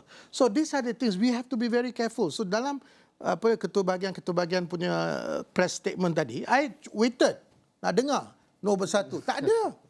So maknanya kadang-kadang pemimpin ni pun mula mencongak apa benda penyokong-penyokong perlu cakap, kan, bagi RM350 dan everything settle. Okey. So Faham. Tapi dalam kita memahami, kerana tumpuan sekarang ini terarah kepada Kingmaker 30 ahli Parlimen Barisan Nasional. Jadi saya rasa penting untuk kita cuba mendalami pemikiran mereka. Mungkin ramai antara mereka menganggap ia seolah-olah political suicide jika mereka terus support di belakang Pakatan Harapan dan bukan Perikatan Nasional. Kita lihat sekarang ini fokus mereka adalah untuk membina semula kekuatan parti. Membina semula kekuatan parti diterjemahkan kepada dalam PRU seterusnya lebih kerusi yang mereka dapat menangi. Itu definisi mudahnya lah. Ironinya adalah Datuk berpendapat jika Barisan Nasional sokong PH dan DAP dan apa semua tu, ia akan mungkin akan menyebabkan mereka dapat semula sokongan dan lebih banyak kerusi dalam PRU yang seterusnya. Dan saya tahu Tan Sri sebut bahawa mereka perlu letakkan negara dahulu. Itu idealnya. Bagaimana mereka memahamkan penyokong akar umbi mereka bahawa ini priority dan look over the no Anwar dan DAP? that's why saya dah bagi tahu yang 7 steps tu. Step pertama tu UMNO realize dan perlu reform dari dalam. Keduanya, pemimpin UMNO realize perlu reform dari dalam. This is very critical for UMNO. Sebelum ni, pemimpin UMNO tidak tahu lagi. Mereka mengatakan, ya, tapi apa yang dia buat tu lain. Dan kemudiannya kita lihat, siapa dia punya market? Who is UMNO's market? It's the same as PAS punya market dan juga same as Bersatu punya market. Iaitu orang Melayu Islam. So kalau you masuk dalam, dia macam inilah, I will give you the perumpamaan. River water will always go to the ocean. Ocean will never go to the river. Betul? Sebegitu. Sebab dalam erti kata politik, bukan ramainya ahli, sekarang ni, dari segi politik, yang lautnya ni adalah PAS dan Bersatu. Dan sungainya adalah UMNO dalam berarti kata politik, not in terms of membership. Ya. So kalau dalam keadaan begini, maka sungailah akan mengalir ke laut. And after some time, tenggelam semua. Satu. Keduanya, kalau dalam Pakatan Harapan, mereka masih boleh jadi suara orang Melayu. Dan jangan lupa, dalam Pakatan Harapan pun ada banyak orang Melayu. PKR, jangan lupa Parti Amanah, kan? Dalam DAP pun ada orang Melayu. Tapi ialah, kalau sebut DAP saja, orang cakap begitu. Tak apa, we forget about that. But kita ada representasi orang Melayu. Dan UMNO boleh memainkan peranan yang begitu besar untuk menyuarakan orang Melayu, pendapat orang Melayu, isi hati orang Melayu dalam gabungan ini. Dalam masa yang sama, reform parti itu. Bagaimana? Election. UMNO election. Pemilihan, ya. Pemilihan itu akan datang. Dan, dalam pemilihan itu, nanti insyaAllah saya nampak banyak pemimpin-pemimpin UMNO. Khairi, Syaril, Zamri. Masya Allah, dia punya Ashraf Wajdi walaupun dia kalah dekat Great. Banyak pemimpin-pemimpin ada dalam UMNO. Tinggal lagi because of the warlordism, sorry Tan Sri, warlord yang apa semua tu berdekad-dekad tak boleh gerak. Kan? So let us think a little bit out of the box. You know why I said think out of the box? Sebab sekarang negara memerlukan satu kepimpinan yang begitu jitu dan kompeten untuk mengeluarkan kita daripada krisis ekonomi yang besar. Sekarang kita dah hadapi hutang besar. Ringgit Malaysia jatuh. Next year is going to be a deep recession. Yeah. Saya bukan sebut plucking from the sky. This is the fact revealed by World Bank, IMF. 1/3 of the nation, of the countries are going to be in deep recession. Not recession, deep recession. Malaysia is one of them. Apakah kita boleh berhadapan dengan masalah begitu kalau kita mempunyai Allahu Akbar every 5 second? Tak boleh. Yep. Kita memerlukan solusi-solusi yang praktikal. Tangible.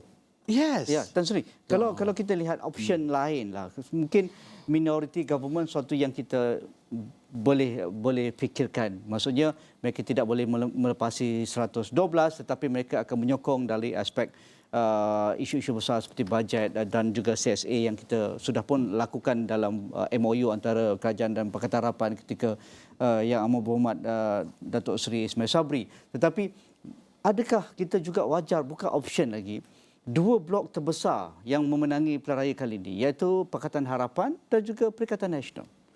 Mengapa tidak kita fikirkan option itu? Kerana seolah-olah selepas malam keputusan penuh, negara terbelah dua, terutamanya di Semenanjung. Satu aliran yang Malay Heartland base winner, iaitu PAS dan Pakatan Harapan, dari Perlis hinggalah ke utara Johor, iaitu di sebelah utara, sebelah pantai timur Pahang, termasuk juga sebahagian pada Perak, utara Perak dan juga utara Pulau Pinang, kepada Perikatan Nasional dengan jumlah majoriti yang amat besar. Kita tahu itu wave yang kita perlu akui. Tetapi di peringkat pantai barat ini, Pakatan Harapan masih ada bastionnya ataupun fortnya, ada kubunya. Yeah. Seolah-olah Pakatan Harapan itulah kawasan bandar, orang Cina, orang Melayu bandar. Selalu kita identitikan dengan politik identiti. Mengapa tidak dua gabungan ini, kalau boleh digabungkan menjadi unity government, menjadi satu fraksi yang besar dan akhirnya itu kestabilan yang mungkin kita wujudkan. Tetapi mungkin ada isu berkaitan. Tetapi kita cakap tadi, Tan Sri kata, kita bincang bentuk kerajaan dulu. Perdana Menteri itu boleh datang kemudian. Tan Sri. Terima kasih. Saya fikir ini bagus kita jadikan satu tesis. Tapi apa yang saya lihat ialah realitinya. Realitinya real politics. Dia ada beberapa perkara yang menghantui unity yang disebutkan tu. Pasal apa? Sekarang banyak kita punya politik penggeraknya menggunakan emosi. Dan penggeraknya juga menggunakan fear. Melahirkan ketakutan. Bila ada ni, saya tak lihat kalau cadangan yang dikemukakan tadi adalah satu cadangan yang baik. Kita akan dapat menubuhkan satu kerajaan yang kukuh kalau itu tercapai. Tapi soalnya dia juga akan melahirkan krisis di dalam PN misalnya. Dalam PN pun ada kumpulan-kumpulan yang tak boleh terima DAP. Tak boleh terima untuk bekerjasama. Dan kita tengok dalam PN, parti yang mempunyai kursi terbanyak adalah PAS. So PAS menjadi role player, Dia jadi enabler kepada apa-apa juga yang hendak kita wujudkan. Jadi I think peranan pemimpin sekarang, tak usah kita terlalu bercita-cita besar. Tengok berapa buah parti yang dapat melupakan mereka punya perbezaan dalam jangka masa serta-merta ni. Kita tumpukan kepada parti-parti itu. Dalam jangka masa panjang itu yang terbaik mungkin. Tapi untuk untuk UMNO kita kena cari formula lain lah. Kalau tak boleh parti kan. Maksudnya saya tengok macam kerajaan Israel misalnya. Orang tak suka bincang Israel. Tengok kerajaan Israel. Mereka bekerja nak tentukan ada kerajaan. Mereka ambil parti-parti kecil-kecil dan tubuhkan, tapi mesti ada simple majority. Sebab itu saya fikir kita kena tentukan masa ni Tok Sah cakap dah dapat 112. Pada saya formulanya ialah bentangkan usul di parlimen di antara calon-calon yang dak ini, biar ahli-ahli parlimen memilihnya. Jadi kita panggil immediately emergency secara terbuka. Dan pilih sama ada kita nak orang ni atau orang tu. Jadi lepas tu dia akan semua akan hilang spekulasi. Sekarang kita di dalam mode spekulasi, mode susah. Kita tengok yang latest statement yang Zahid buat, siapa-siapa yang menyokong dan mengeluarkan SD sendiri, dia terlucut daripada ahli parti. Tapi itulah dia ugutan dan tekanan seperti itu yang menyebabkan setengah pihak bersetuju dengan cara ini dilakukan secara tertutup. Walaupun saya tahu tidak ada ketulusan, rakyat tak tahu dan itu tak adil. Tapi kalau kita buat secara terbuka sebegitu dalam parlimen, walaupun bagus dari segi prinsipnya, tapi ada yang khawatir ada setengah ahli parlimen mereka tak akan buat keputusan yang mereka sebenarnya nak kerana mereka takut retaliation. Keputusan parlimen is by secret ballot, keputusan parlimen is secret ballot. Kita masing-masing masuk kita punya itu. Hanya bila you buka archive, then you akan tahu siapa sokong siapa. Tapi jadi lebih kurang sama lah, kita tak tahu juga. Kita tak heret kita punya Duli Yang Maha Mulia, kita tak heret ahli-ahli parti untuk bertelagah di antara satu sama lain dengan tidak ada noktanya. Jadi kita biarkan ahli parlimen ni dipilih untuk membentuk kerajaan. Itu kita tugaskan mereka. Pilih siapa dia nak membentuk kerajaan, oleh kerana secara terbuka kita tak boleh buat keputusan.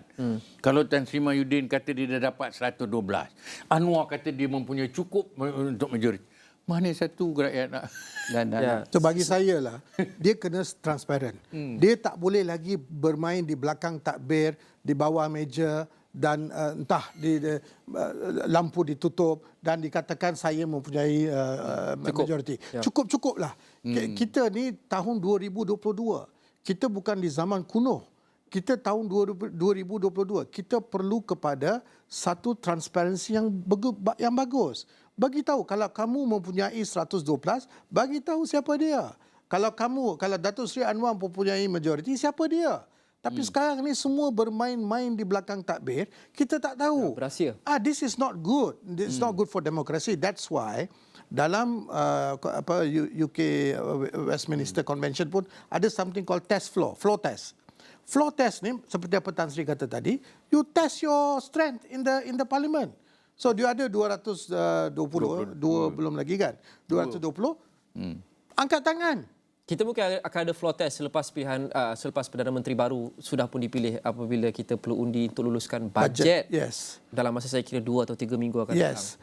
That is the first test lah. That's the first test. Tapi kita kena ingat lagi, bajet itu telah dipersembahkan oleh siapa? Oleh Ismail Sabri, caretaker finance minister masa itu. I don't know, BNPN, which one? Ya, Whatever. Perdana Menteri Barisan Nasional lah, Kita pun tak Barisan tahu mana satu kan. Tapi tak apa. Barisan Nasional. Zafrul presented the budget. Tapi tidak dibahaskan, tidak. Kerajaan baru mungkin mempunyai perancangan yang berbeza. Mungkin mereka akan datang dengan budget yang berbeza. Kan? Kita tidak tahu. Mungkin kerajaan yang akan datang ni, mungkin kerajaan BN juga, kita tak tahu. So, on all aspect, all this tak ketentuan ni boleh diselesaikan kalau masing-masing mempunyai sincerity, iaitu Keikhlasan. untuk rakyat, untuk negara, bukan untuk masing-masing. Kalau boleh berfikir begitu untuk rakyat, untuk negara, tunjukkan keikhlasan, buat satu open, transparent. Kalau katakan esok 2 PM, kalau katakan 2 PM tak selesai juga. Kalau katakan this group present 112, this group present 112. Dan macam mana? Dan Tuanku Sultan ataupun YDPF perlu panggil Verify one by one apa semua tu kan. Why do we have to go through all this circus? Atau panggil yang duplicate sahaja untuk jimat masa. Why do you have to go through all this? Why don't make it easy? The one who has the most seat, panggil, try, form the government. Go to your floor test. Kalau gagal, the second one will do it. So this is so easy. Straightforward. Yeah, straightforward. Look at what Tuanku Sultan Perak did. I think kadang-kadang kita solutionnya depan mata, tapi kita pergi dekat Ethiopia dan Timbuktu nak cari penyelesaian. Baik, Dato' Rais, Tan Sri, kita perlu berhenti rehat. Ya. Sekali lagi, kita akan kembali selepas ini.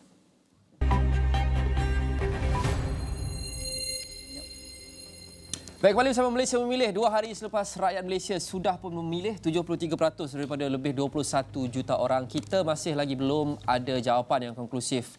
Siapa Kita yang belum ada kerajaan. Kita belum ada Perdana Menteri. Kerusi untuk bentuk kerajaan dan siapa Perdana Menteri yang ke-10. Itu fokus kami. Bukan sahaja hari ini tetapi untuk beberapa hari yang akan datang. Cut off-nya adalah 2 petang daripada Istana Negara esok Haji untuk dua-dua kumpulan yang terbesar, iaitu Pakatan Harapan dan juga Perikatan Nasional, untuk berikan nama kepada Seri Paduka Baginda Tuan Agong untuk menunjukkan mereka cukup 112 sokongan atau lebih untuk membentuk kerajaan seterusnya. Ya, Tan Sri, dalam kita dapat meyakinkan koalisi ataupun parti yang dapat membentuk ataupun melepasi 112, pastinya perlu ada demand.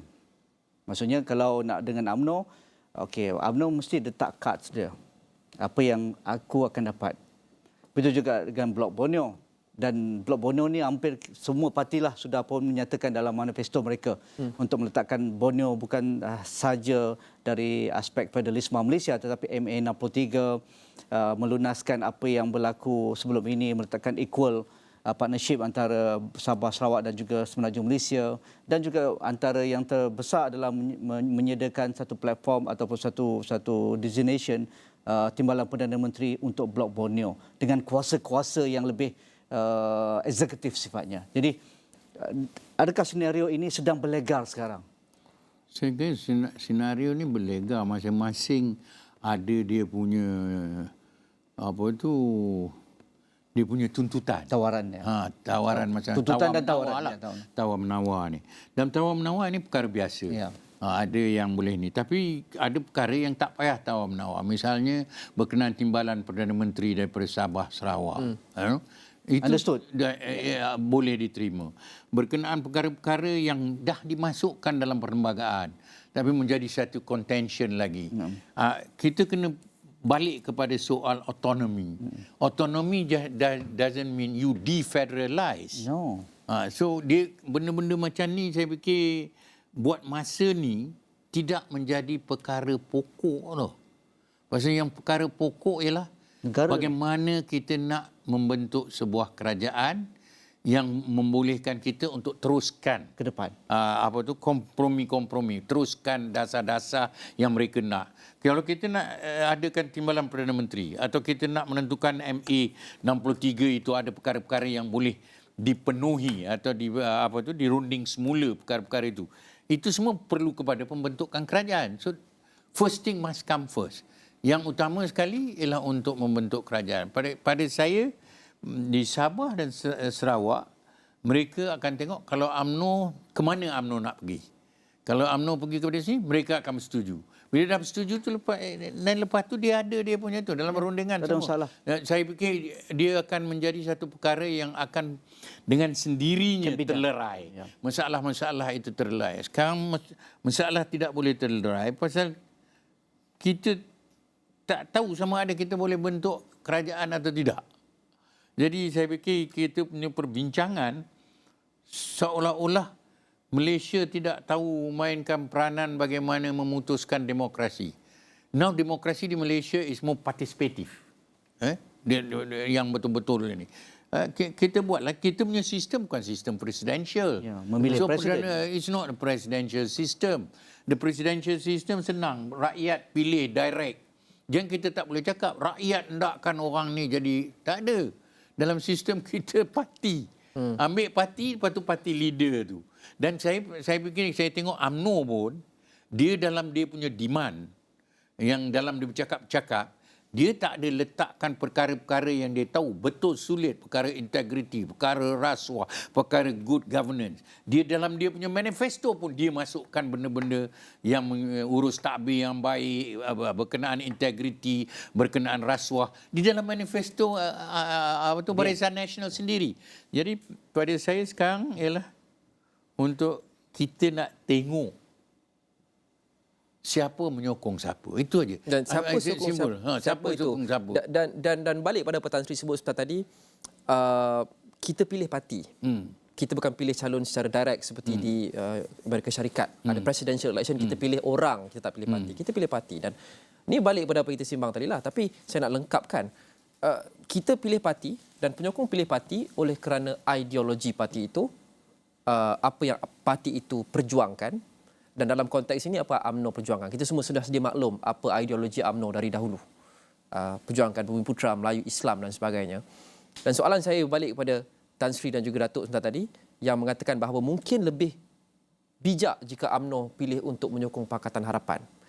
Jadi questionnya, will that make them lose seats dalam PRU seterusnya, kerana ini seolah-olah menyinggung, kerana ada ramai penyokong mereka yang bermentaliti lebih baik kita stick together Melayu Islam berbanding tabu besar iaitu DAP dan Anwar. Mereka tak fikir berkenaan dengan big picture ini. Jadi will it cost them seats? Ini sudah tentu berlegar di fikiran 30 MP ni. Saya nak tanya satu soalan lah yang paling penting kita ingat, bahawa parti-parti politik yang ada dalam negara kita adalah parti-parti politik yang sah. Mengikut peruntukan undang-undang. Kaum-kaum yang ada dalam negara kita adalah rakyat yang mempunyai hak yang sama. Perlembagaan kita tidak diskriminasi kaum-kaum atau agama pun. Walaupun agama Islam agama persekutuan, tapi dia tidak dia memberikan kebebasan. Jadi kita kena pandai untuk mengurus perkara ini. Soal apa akan jadi masa depan, tidak ada siapa boleh bercakap dengan ketentuan. Melainkan kita ada crystal ball yang boleh melihat dan meninjau kepada masa depan. Yang politik macam juga perkara-perkara lain dalam hidup adalah satu risiko. Kita yang paling penting ialah ambil risiko yang calculated risk. Satu risiko yang telah kita betul-betul jangkakan, kita kira. Kalau kita fikirkan masa depan ini akan menjejaskan, then UMNO is always a flexible party, you know. Pragmatis. It's a pragmatis punya parti. Walaupun saya tak suka gunakan perkataan pragmatis, tapi dia pragmatik, dia berubah. Saya tengok daripada satu masa, dulu dia very dia lebih kepada is elitist also. UMNO have got two problems, is elitist and feudal. Kita feudal. Jadi you kena main dalam konteks feudalisme kita. UMNO bila tertubuh pun, British pilih untuk berunding semua elit-elit Melayu, aristokrat dan bangsawan Melayu. Tapi mereka memimpin. Tapi kalau sini sekarang kita kata tak nak memimpin, saya tak berani nak cakap bahawa yang terbaik untuk mereka memilih Pakatan Harapan. Saya fikir mereka kena tengok kontennya. Apakah perundingan dan kepastian yang kita boleh dapat. Boleh tak kita ini? Kalau boleh menubuhkan kerajaan yang bermakna melalui pakatan, dan kita should be with pakatan. Kalau kita fikir Perikatan Nasional, kita pergi dengan Perikatan Nasional. Tapi Perikatan Nasional, masalah yang dia hadapi sekarang, mungkin ada ketelanjuran daripada segi dia ini kan. Dia punya pendekatan kepada kemajmukan kita. Ya. Jadi ini menjadi problem. Saya fikir kalau kita tak mengambil sikap inklusif, dan kita akan pisahkan Sabah dan Sarawak. Jadi masalah. So kita kena ambil sikap yang inklusif, yang ini. Integriti saya tengok nation building lah. Daripada segi nation building, kita masih lagi menggagau cari nation building kita. Tapi di Sabah Sarawak, integrity is dia punya integration is very good. Dia punya tu is very good. Dia punya cakap Malaysia dia pun bagus. Bahasanya pun bagus. Dan dia kahwin-kahwin campuran ni bukan memang banyak. Jadi ada benda yang kita boleh belajar daripada dia, kita ambil daripada dia. Jadi saya khawatir nanti orang kata saya, Dr. Hussein dan Dr. saya ni bercakap bagi pihak mana-mana parti lah. Saya fikir kita tak bercakap bagi pihak mana-mana parti. Akhirnya saya nak satu kerajaan Malaysia yang terbentuk, yang mewakili semua pihak. I like to see, anyway, kalau tanya dengan saya, parti-parti yang berasaskan kepada kaum ni should be gone. Dia patut ada, tapi kita masih lagi dalam proses untuk membentuk sikap kita. Dr. Rais, adakah signal ataupun isyarat yang berlaku yang begitu fluid dalam masa daripada pengumuman keputusan penuh pilihan raya pada semalam, pada hari ini, dan yang paling pantas membentuk kerajaan bagi negeri yang membubarkan DUN adalah Perak. Dan Perak sudah pun menyatakan mereka UMNO bekerjasama dengan Pakatan Harapan. Itu satu isyarat yang perlu kita baca juga. Begitu juga apa yang kita ketahui setakat ini, rakan-rakan dari Pahang juga antara Pakatan Harapan dan juga Barisan Nasional sudah bernegosiasi dan kenyataan itu sudah keluar daripada pengurusi Pakatan Harapan Pahang bahawa mereka bersedia untuk membentuk satu kerajaan unity untuk membolehkan kerajaan dibentuk dalam masa terdekat di Pahang. Adakah syarat di peringkat negeri ini boleh kita baca? Mengapa tidak boleh bekerja di peringkat negeri? Di peringkat federal anda boleh bersama dengan rakan lain ataupun anda perlu juga melihat satu template yang sama untuk membolehkan anda bergerak satu nada di peringkat negeri dan federal.